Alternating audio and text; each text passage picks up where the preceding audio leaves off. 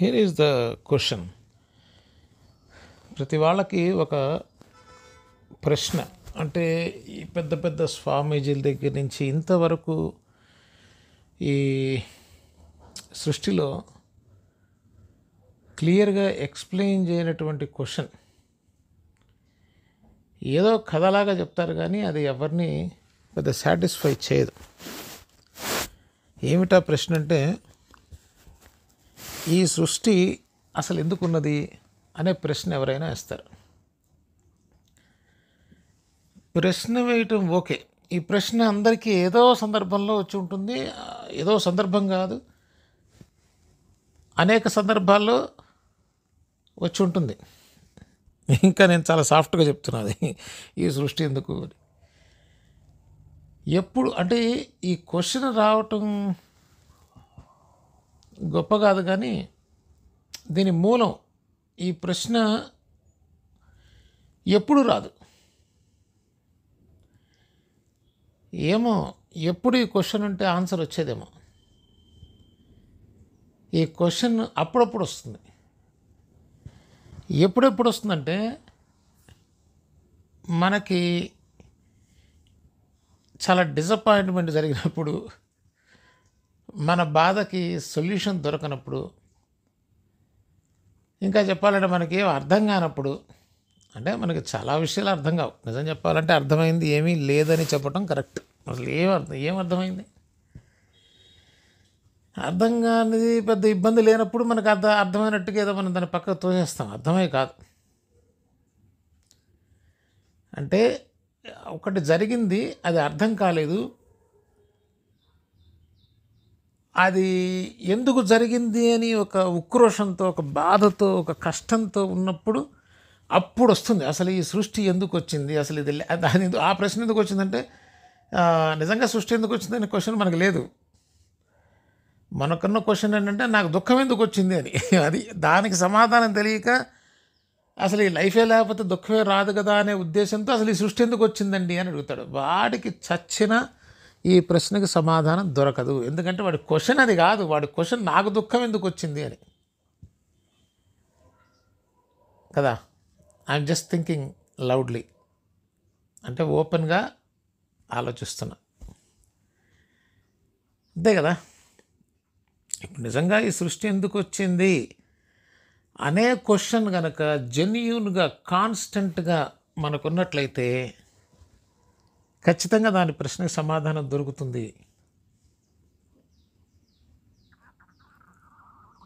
అంటే వీళ్ళెవరికి కూడా అసలు ఈ సృష్టి ఎందుకు వచ్చింది అని జెన్యూన్గా క్వశ్చన్ లేదేమో కదా.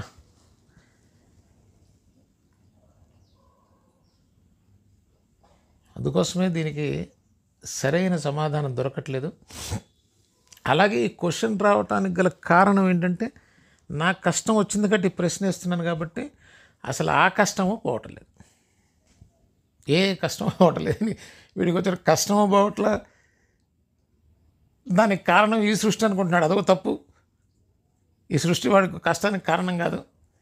అంటే వాడు మూలానికి ప్రశ్న వేశాడు, అసలు నేను లేకపోతే అసలు గొడవే ఉండదు కదా అని. నువ్వు లేకపోయినా గొడవ ఉంటుంది, అది వేరే వాడికి ఉంటుంది. సో ఈ సృష్టి ఎందుకు అనే ప్రశ్న కన్నా కూడా, ఆ సృష్టి ఎందుకు తెలిసినా కూడా మనకి వేస్ట్. మనకు దానివల్ల ఏం పెద్ద ప్రయోజనం లేదు కదా. ఈ సృష్టి ఫలానా దానికోసం అని తెలిసిందనుకోండి, ఏం చేస్తాం? That is not our question. First of all మన క్వశ్చన్ ఏంటంటే, నిజంగా నాకు ఈ కష్టం ఏంటి, ఈ బాధ ఏంటి, ఈ తలకాయ నొప్పి ఏంటి. అందుకోసం చూడండి, మనం ఎప్పుడన్నా పొరపాటున ప్రశాంతంగా ఉన్నప్పుడు ఆ ప్రశ్న రాదు. లేదా మనకు అలవాటైపోయిన దుఃఖంలో ఉన్నప్పుడు, అంటే దుఃఖం మనకు సహజ స్థితి, ఆ స్థాయి దుఃఖం కాదు అని అన్నప్పుడు, అంటే జీవితాలన్నీ అలాగే ఉన్నాయి. దాన్ని నేనేమంటానంటే యాక్సెప్టెడ్ సఫరింగ్, అంటే ఆ స్థాయి, నీటి మట్టం. అంటే దానికి బాగా అలవాటు పడ్డాం కాబట్టి ఆ స్థాయిలో ఉన్నప్పుడు మనకేం పెద్ద చలనం ఉండదు. ఆ స్థాయిని మించి కొట్టినప్పుడు దాన్నే పళ్ళ బిగుని లాగుతుంటాడు మనిషి. ఆ స్థాయిని మించి బాధినప్పుడు అబ్బా ఎందుకు వచ్చిందిరా బాబు అసలు ఈ సృష్టి ఎందుకు అని ప్రశ్నిస్తాడు. అంటే looks so funny, looks so funny కాదా? నిజంగా ఫన్నీ అనేది ఏంటంటే అసలు మనిషి ఈ దుఃఖాన్ని యాక్సెప్ట్ చేయడమే పెద్ద డమ్మెస్ట్ థింగ్. ఏవో మనిషి ఇంటెలిజెంట్ అనుకుంటాడు కానీ అది ఎక్కడ కనిపించదు. కన్నింగ్నెస్ కనిపిస్తుంది కానీ ఇంటెలిజెన్స్ ఎక్కడ కనిపిస్తుంది? ఒకడినొకడు మోసం చేసుకోవటంలో నేను వాడేది పెద్ద తెలివి కలవాడు అనుకుంటాడు. అది మోసం చేయడం తెలివెట్ట అవుతుంది కన్నింగ్నెస్. కానీ పోనీ అట్లా చేసి వీడేమన్నా సంతోషంగా ఉన్నా అంటే అది లేదు. ఎక్కడుంది దీంట్లో ఇంటెలిజెన్స్? నాకు అర్థం కాల. అసలు మోస్ట్ డమ్మెస్ట్ థింగ్ ఏంటంటే మనిషి జీవితంలో వాడు దుఃఖాన్ని జీవితంలో భాగం అని దాన్ని యాక్సెప్ట్ చేసి కూర్చున్నాడు. అసలు అది లేకుండా ఎట్టా ఉంటుందని ప్రశ్నిస్తాడు మళ్ళీ. This is the height of dumbness. దీనికన్నా మూర్ఖత్వం ఇంకోటి లేదు అసలు.